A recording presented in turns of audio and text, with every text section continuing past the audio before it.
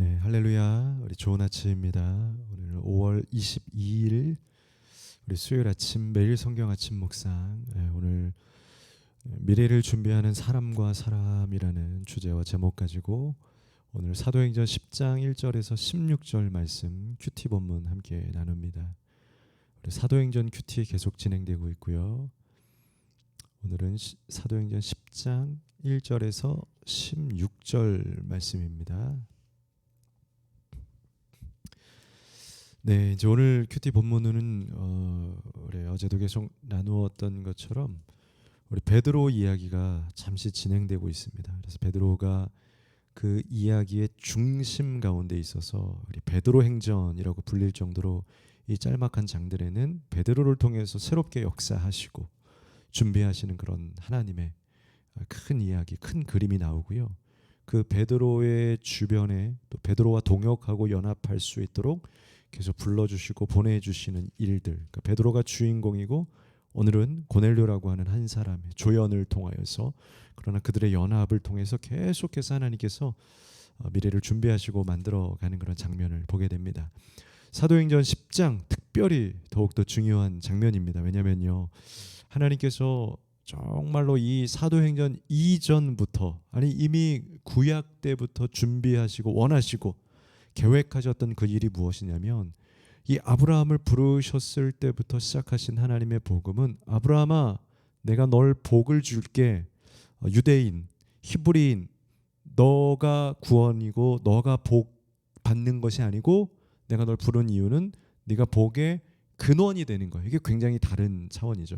너 복 줄게가 아니에요. 기독교 신앙은 내가 널 복 줄게. 이것이 바로 우리 안에 자칫 잘못되면 이기적 복음주의로 가게 되는 제가 복 받겠습니다가 아니다라는 거예요.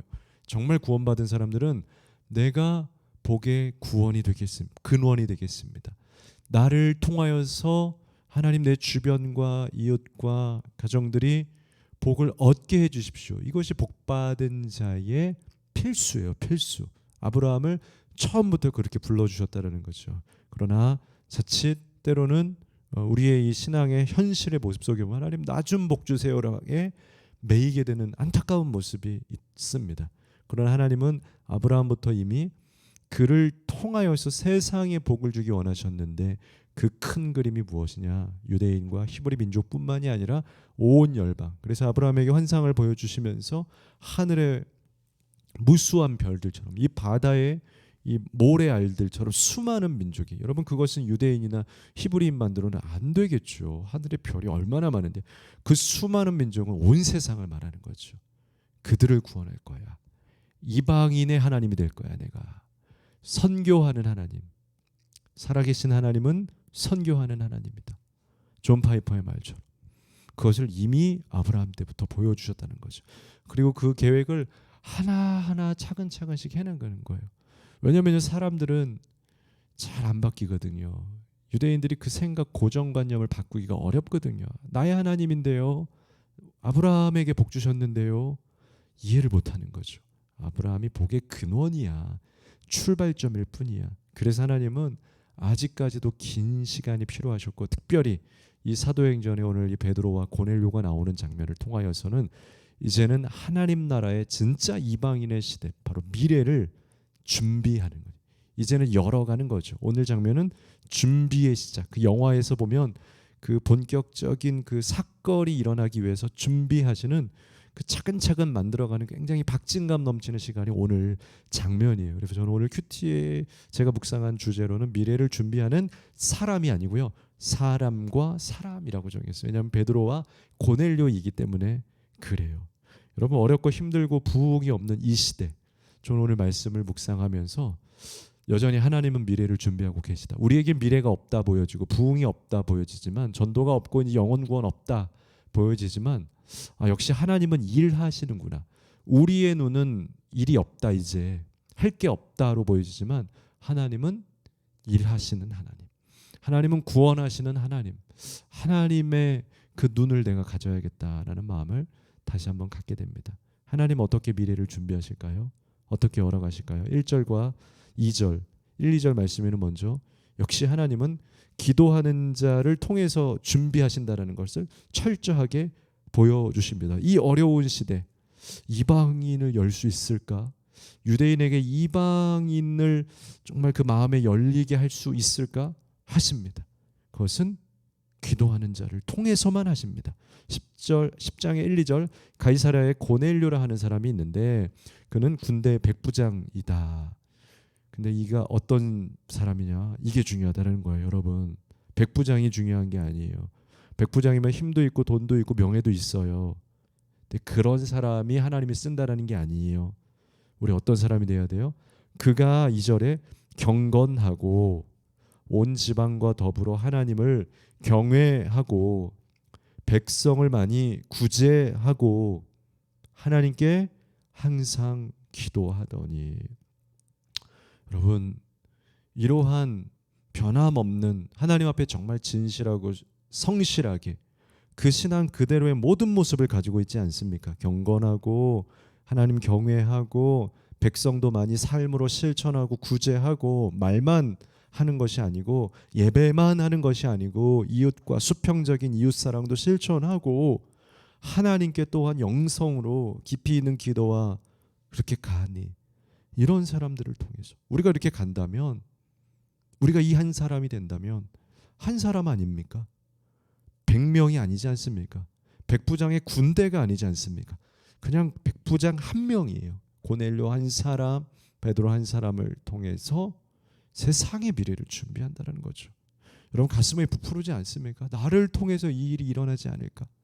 나를 통하여서도 하나님 일하여 주십시오. 나를 통해서도 이 어두운 시대, 어두운 우리의 가정, 하나님 우리 교회의 미래, 여러분들의 목장의 미래, 내가 하나님 경외하고 온전히 쓰며 하나님 나를 통해서 전도의 역사, 부흥의 역사, 기적의 역사 펼치지 않겠습니까? 여러분들의 꿈은 무엇입니까? 오늘 이렇게 하나님의 꿈을 품는 신실한 사람들을 통해서 하나님은 그 세상을 펼쳐나가는데, 우리는 무슨 꿈을 꾸며 무슨 일을 하며 살아갑니까? 그냥 세상 잘 살고 잘 먹고 그러면 끝. 그러면 그 정도의 행복을 누릴 겁니다. 그러나 이렇게 고넬료처럼 늘 하나님 앞에서 하나님의 일을 기대하고 꿈꾸는 사람들은 그들이 경험하는 기쁨과 그 넓이와 사이즈가 다르다라는 거예요. 다르다는 거예요. 완전히. 언젠가 제가 아는 한 사람이 이야기를 하다가 목회자의 어떤 그런 장점과 어떤 그런 것에 대해서, 사람 관계에 대해서 이야기하다, 목사님들은 사람들을 조금 더 깊이 보시잖아요. 조금 더 넓게 보시잖아요. 맞아요. 제가 맞다 그랬어요. 더 많이 생각하고 사람을 더 많이 접하다 보니까 사람을 더 깊이 보고 더 넓게 보아요. 하나님 나라를 더 넓게 보고 더 깊이 보아요. 어떤 것이 하나님의 나라고 어떤 것이 정말 하나님의 세상이고 더 진정한 기쁨이 무엇이고 넓이가 무엇인지를 알아요. 우리는 얼마나 좁은 곳에 갇혀져 있습니까? 우리는 얼마나 그냥 땅의 수준에만 갇혀 있습니까? 하나님을 보고 그 나라를 보고 그 가치를 알면 진짜 즐거움이 얼마나 넓은 건지, 정말 우리가 인간의 세상에서 느끼는 이 즐거움이 얼마나 얇은 건지, 별거 아닌 건지, 이 정도 가지고 싸워가며 허덕이고 있는 내 삶이 사실은 좀 아쉽다라는 것을 우리는 좀 알아야 합니다. 여러분들은 깨달아야 합니다. 오늘 고넬료는 배부르고 떳떳하고 사회적 명예도 있고, 그러나 하나님 앞에 그 하나님의 미래를 위해서 철저한 신앙으로 나아가게 되었을 때 그 이상의 넓은 하나님의 나라를 준비하고 보는 진짜 하나님의 꿈을 꾸고 그곳 가운데 쓰임을 받게 된다는 거죠. 하나님은 우리를 쓸 겁니다. 우리는 그런 일에 쓰임을 받아야 합니다. 그런 분 한 사람만 있으면 저는 우리 순전한 꿈의 교회가 변화받을 것이라고 믿습니다. 그런 분 딱 한 사람만 있어도 분명히 우리에게 미래가 있을 것이라고 믿습니다. 3절과 4절에 그 고넬료의 기도의 열심에 반응하셨다는 걸 볼 수 있습니다. 하나님이요. 3절 4절 하루는 제90쯤 되어 환상 중에 밝히 봄에 하나님의 사자가 들어와 이르되 고넬료야 하니, 고넬료가 주목하여 보고 두려워 이르되 주여 무슨 일입니까? 천사가 이르되 내 기도와 구제가 하나님 앞에 상달되어 기억하신 바 되었다. 여러분, 우리가 하늘의 가치를 가지고 하늘의 하나님께 기도하고 그 앞에 환상과 꿈을 기대하고 있으면 반드시 하나님은 우리의 것에 응답하시고 우리의 것에 그 소중한 마음을 기억하여 주셔서 그것이 마치 불꽃이 튀는 것처럼 그 하나님의 생각과 그것을 기대하고 있는 그 어떤 사람들의 그 영적 기대감, 세상적 기대감이 아니라 하늘의 기대감과 그것이 만나게 되어서 오늘 바로 삼자대면 아닙니까? 하나님과 하나님의 천사와 고넬료와 베드로의 삼자의 영적 고리가 만나게 되었을 때 진짜 가치 있는 일, 혹시나 하늘의 일이 별로 가치 없다고 생각하는 분들이 있습니까? 그렇다면 여러분들 다시 여러분들의 믿음과 구원과 그 소망을 점검하셔야 돼요. 얼마나 가치 있는 일입니까? 하나님 나를 통해서 이방인이 열려지는, 전도가 없는 시대, 구원이 없는 시대 구원이 열어지는 이 가치, 이것을 고넬료를 통해서 이룬다. 그가 기도하고 있었던 소망을 통해서 열어졌다. 새로운 시대가 열어진다. 구원의 시대가 열어지고 사람들에게 진정한 영적 구원의 시대가 열어. 말할 수 없는 기쁨 아닙니까? 이것의 기쁨을 얻지 못한다. 정말로 우리의 영적인 우리의 모든 신앙의 삶을 뒤집어 엎어야 돼요. 공부하다가 정말 안 되는데 하는 애들 보면 어떻게 합니까? 선생님들이 처음부터 다시 시작하자고. 지금까지 공부하는 습관 다 지워버려 하고 처음부터 1단계부터 기초부터 시작하죠. 어쩌면 그렇게 시작해야 될 수도 있는 거예요. 정말 내가 무엇을 원했나? 내 신앙이 어디를 향하고 있었나? 나는 정말 하나님을 향한 믿음으로 가고 있었나? 다시 하나 성경을 다시 보기 시작하고 내 기도의 제목을 바꾸고 정말 내가 원하던 바가 아니라 말씀에서 요청하는 바 듣는 대로 하는 것. 오늘 하나님이 고넬료의 그 순전한 기도에 응답하셔서 그 하늘의 가치를 만들어가고 있어요. 5절에서 8절에 보면은요, 이제는 이 고넬료가 그 환상 중에 천사가 와서 말하는 그 음성과 그 응답에 대하여서 순종하는 모습을 보게 됩니다. 5절에서 8절이죠. 내가 사람들을 욥바에 보내어 베드로라 하는 시몬을 청하라. 바로 여기서부터 하나님께서 그에게 요청을 합니다. 너 욥바로 가라. 맞아요. 어제 본문에 베드로가 욥바에 있었어요. 무두장이 집에 있었어요. 거기서 유한다고 했는데 하나님께서는 바로 그 집에 유하게 하셨던 이유가 있으셨던 거예요. 그리고 고넬료를 그 집으로 보냈습니다. 너 그쪽에 가서 베드로를 만나라. 그랬더니요, 이 고넬료가 7절에 마침 말하던 천사가 떠나마 이제 그 기도와 환상과 천사의 만남이 떠나고 나서 고넬료가 집안 하인 둘과 부하 가운데 경건한 사람, 또 이 기도하는 사람들은 좀 틀려요. 같이 가도 누구를 데리고 가냐면 힘 있는 사람, 전쟁 잘하는 사람, 돈 있는 사람, IQ 좋은 사람이 아니에요. 경건한 사람 하나를 불러다가 자기와 얘기가 통하는 사람, 자기와 함께 소통이 되는 사람을 데리고 간다는 거예요. 이것이 바로 우리가 누구를 만나느냐, 누구와 함께하고 있느냐 이런 걸 봐도 알 수 있다. 아, 이 사람들과 함께하고 있을 때 평안을 느끼는, 또 하나님의 일을 이해할 수 있는. 그래서 오늘 고넬료는 경건한 사람을 불러다가 함께 요파로 순종하며 가게 됐다는 거죠. 그리고 요파로 가게 됩니다. 보내게 됩니다. 여러분 9절에서 이제 베드로를 만나게 하시는 영적 미래 준비의 영적 스파크가 일어나게 됩니다. 9절이죠. 이튿날 그들이 길을 가다가 그 성에 가까이 갔을 그때에 베드로가 기도하려고 지붕에 올라가니 그 시간은 제6시라. 여러분 놀라운 장면입니다. 기도하고 늘 경건하였던 고넬료가 오늘 베드로한테 갔을 때도 베드로는 무엇을 하고 있어요? 기도를 하고 있다는 겁니다. 역시 하나님의 나라는 기도하는 자와 기도하는 자의 만남이에요. 여러분 우리가 믿는 자를 만날 때 여러분 전도를 위해서 세상에 있는 사람들도 만나야 되고 당연히죠. 사역을 통해서 해야 되지만 하나님의 일을 꿈꾼다라는 것은요. 기도하는 자, 영적인 자와 이야기할 때 나누어져요. 여러분 일 하나를 만들더라도 여러분 수련회 하나를 만들더라도 믿음 있는 자와 믿음 없는 자와 대화해 보면 틀려요. 관점이. 이게 더 편하고요. 이걸 원하고요. 니드와 요구가 틀려요. 근데 영적인 자, 기도하는 자는 그 단어와 발음에서부터 틀려요. 원하는 바가 분명히 틀리다는 거예요.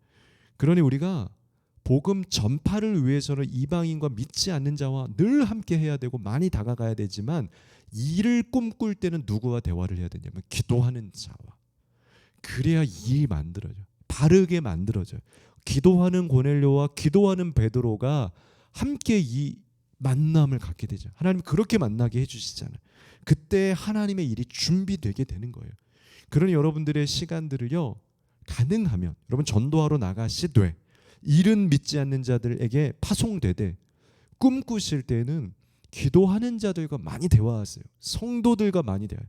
그 중에서도 믿음 있는 성도들과 더 많이 대화하세요. 가장 신중할수록 어려울수록, 가장 고민될수록 믿음이 있고 건강하고 바른 자들을 찾아가서 더 많이 이야기하세요. 그러면 스파크가 만나서 우리 이렇게 일을 하자, 우리 이렇게 예배하자, 우리 이렇게 사역하자로 만들어져요. 하나님의 나라가. 스파크는요, 양쪽 돌멩이가 셀 때 반응해야 돼요. 마른 돌이 두 개가 마주쳐야 돼요. 하나라도 젖어 있고 약해 있으면 안 나요. 열정으로 기도하는 고넬료, 열심히 시간만 되면 또 하루에 3번 시간을 정해서 기도하는 베드로, 그들이 만나니까 하나님의 일이 시작하죠. 여러분 그렇게 시작된다는.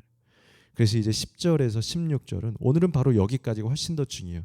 이제 내일 본문까지 이어지게 되는데요. 오늘 그 시작점이에요. 10절에서 16절에는 이제 하나님께서는 성령으로 그들에게 환상을 주세요. 환상을요. 10절에 그가 시장하여 먹고자 하매, 이제 베드로가 기도하고 내려왔더니 배가 고픈 거예요. 사람들이 준비할 때 황홀한 중에 이제 기도를 마치고 밥을 먹어야 되는데 환상이 임하기 시작됐다는 거예요. 그 환상이 11절에 하늘이 열림에 한 그릇이 내려오는 것을 보니 큰 보자기 같고 내 귀를 메어 땅에 들이었더라. 그 안에는 땅에 있는 각종 4발 가진 짐승과 기는 것과 공중에 나는 것들이 있더라. 이게 뭐냐면 레위기 말씀에 이미 기록되어 있는데 부정한 동물들이 다 들어있다라는 거예요.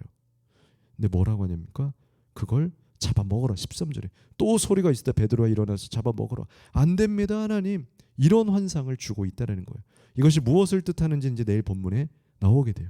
그러나 중요한 것은 무엇이냐면 하나님은 오늘은 미래를 준비하는 사람과 사람이잖아요. 하나님 미래를 어떻게 준비하시느냐. 오늘 하나님은 우리에게 미래를 환상으로 꿈을 꾸게 하신다는 거죠.